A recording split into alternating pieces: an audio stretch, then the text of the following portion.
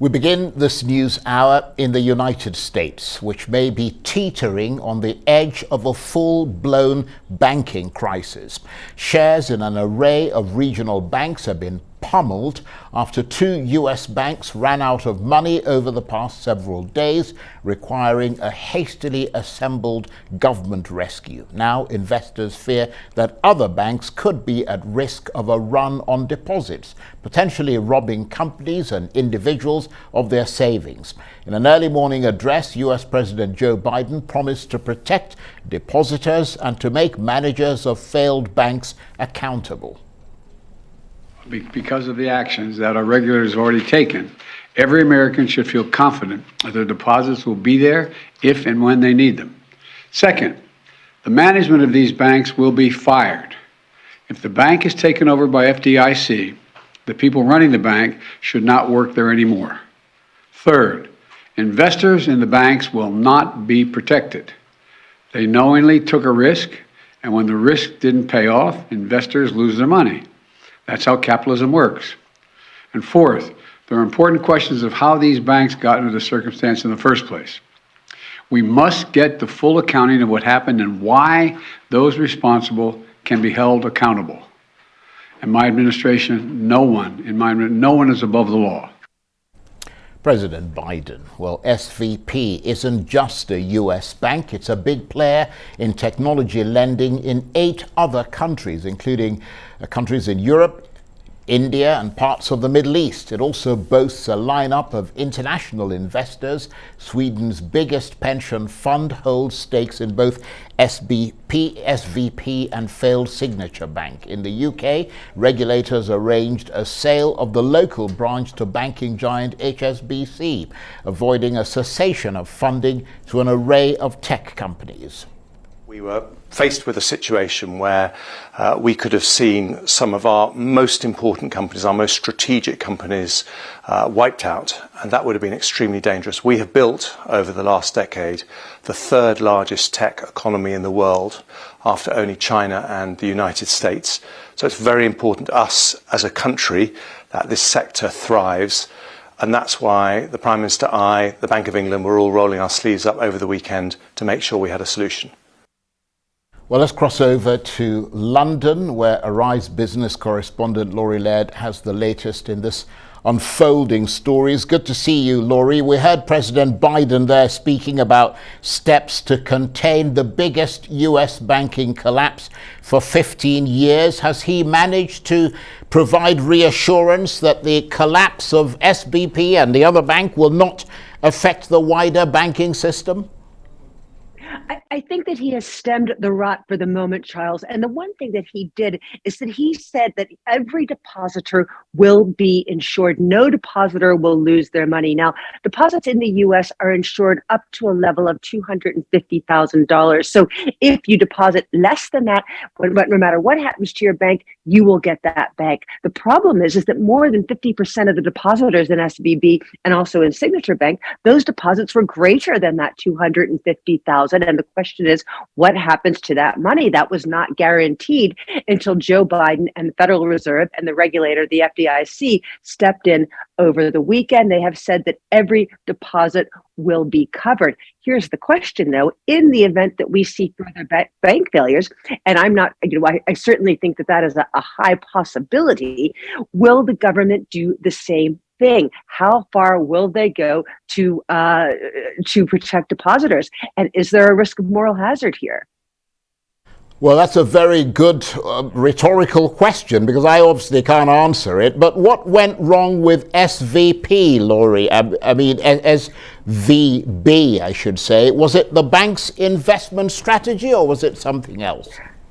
Certainly, Charles, there was no skullduggery going on here. This is not a repeat of what we saw in 2008, despite the fact that we heard Joe Biden talk very tough on the managers of these companies. And he spoke of getting to the bottom of things and making sure that managers are penalized if they are found to have done anything wrong.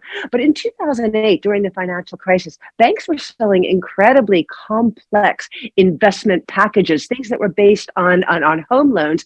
And as we found out later, home home loans to very, very risky borrowers. They were opaque investments sold on to banks that didn't understand them. The regulators didn't understand them. This is very, very different. What has happened for the most part here is that banks took depositors' money and put it invested in Treasury securities. Treasury securities are meant to be, honestly, safe as houses. We can assume that the U.S. government is not going to default.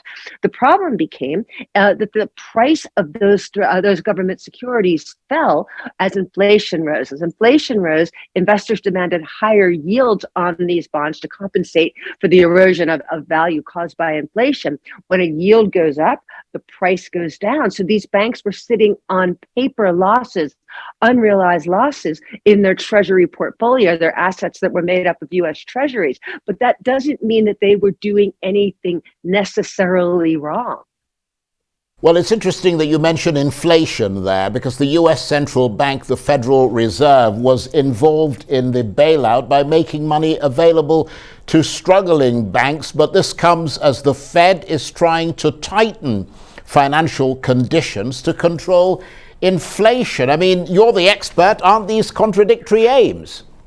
I mean, this is one of the craziest bits of this story. And I think the Fed is going to have to loosen conditions even further if we see more bank failures. And again, I suspect that we will see some regional bank failures. Just last week, Jerome Powell, the head of the Federal Reserve, had said inflation is still out of control. We might have to accelerate our tightening program. We may have to raise interest rates by a greater amount than we said we were going to. And yet, over the weekend, the Fed said we are going to provide liquidity to banks that may be suffering. That is the exact opposite of tightening conditions. That is loosening conditions. How does the Fed square that circle? And there's been a lot of debate on this amongst commentators, analysts, economists today. Many economists think that if there are a run on banks, if there are bank failures, that will necessarily slow the economy, and that will be disinflationary. That will do the Fed's work for them. I'm not sure I buy into that, Charles. A lot of this inflation is supply driven rather than demand driven. I think the Fed is fighting two contradictory battles. But if it comes to financial stability, the stability of the banking system versus inflation, I do believe the Fed will ensure financial stability before it will fight inflation. And of course, Laurie, this has international reverberations. There's been a rescue deal agreed in the UK, where you are, with HSBC stepping in to buy SVB's British branch for £1. Presumably that means that the money there is safe, and HSBC will be administering the dispersal of funds from SVB.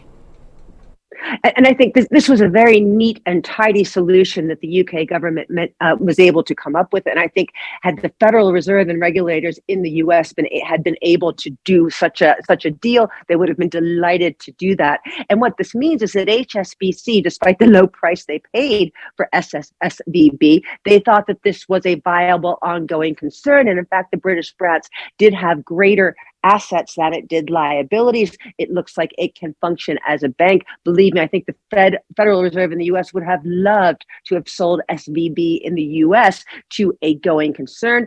We have to assume that that wasn't possible. Nobody was interested. So that will be, SVB will continue to trade under the auspices of HSBC. But this is a bank that has branches in 8 different countries. It set itself up as a lender to so many growing high-tech companies. It is not clear that some of these companies with deposits with SVB, whether they will be able to get them out anytime soon. So this will not just be contained to the U.S. Laurie, thanks very much indeed. Laurie Laird, Arise business correspondent, talking to me there from London. And just a quick note, the markets opened a few hours ago in the US. They seem somewhat calmer than Europe, where bank shares fell despite frantic efforts to contain the fallout.